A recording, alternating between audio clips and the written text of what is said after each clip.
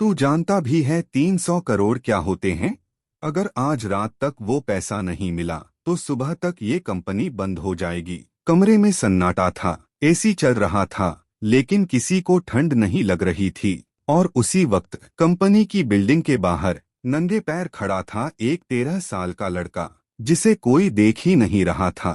सुबह के 6:40 हो चुके थे।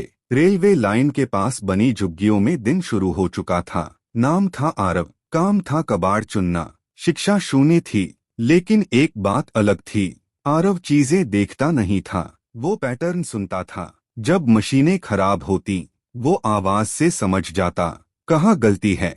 उसी शहर की सबसे बड़ी फिनटेक कंपनी में अचानक हड़कंप मच गया। 300 करोड़ रुपए किसी अकाउंट में नहीं थे, किसी बैंक में नहीं थे, बस सिस्टम से गायब थे। आईटी टीम घबरा चुकी थी। सर्वर ठीक थे, नेटवर्क साफ था, फिर पैसा गया कहाँ? आरव रोज उसी बिल्डिंग के बाहर बैठता था। आज उसे कुछ अलग लगा। बैकअप यूनिट की आवाज बदल गई थी। Beep beep beep. आरव ने खुद से कहा, ये गलती नहीं है, ये जानबूझकर मोड़ा गया रास्ता है। उसे अपनी माँ याद आई, जो कभी इसी कंपनी में नाइट शिफ्ट में क्लीनर थी। आरव अंदर गया। गार्ड चिल्लाया, भाग यहाँ से। लेकिन आरव रुका नहीं। उसने कहा, पैसा चोरी नहीं हुआ है, सिस्टम ने खुद उसे छुपाया है। उसी वक्त कंपनी की ऑपरेशंस हेड मीरा कपूर वहां आ गई। उसने पूछा, क्या कहा तुमने? आईटी फ्लोर पर स्क्रीन लाल थी। आरव ने एक कोने की तरफ इशारा किया और बोला, ये टाइम स्टैम्प पीछे क्यों जा रहा है? ये इंसान नहीं करता, ये सिस्टम करता है जब डरता है। कमरे में कोई कुछ नहीं बोला। पहली बार सबको लगा, ये बच्चा साधारण नहीं है।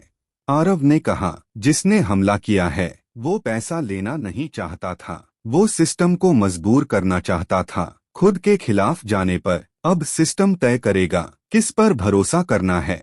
और भरोसा बड़े अकाउंट पर नहीं बनता, भरोसा बनता है छोटे ट्रांजैक्शन पर। लाइट्स बंद हो गईं। पूरा सिस्टम 5 सेकंड के लिए ठप हो गया। फिर छोटे ट्रांजैक्शन दिखने लगे। 20 रुपए, 50 रुपए, 100 रुपए, छोटे अकाउंट पहले। और फिर अचानक 300 करोड़ रुपए वापस लौट आए। स्क्रीन हरी हो गई। मीरा कपूर ने कहा, तुम्हें इनाम मिलेगा, पढ़ाई मिलेगी, नौकरी मिलेगी, सब कुछ। आरव मुस्कुराया। उसने कहा,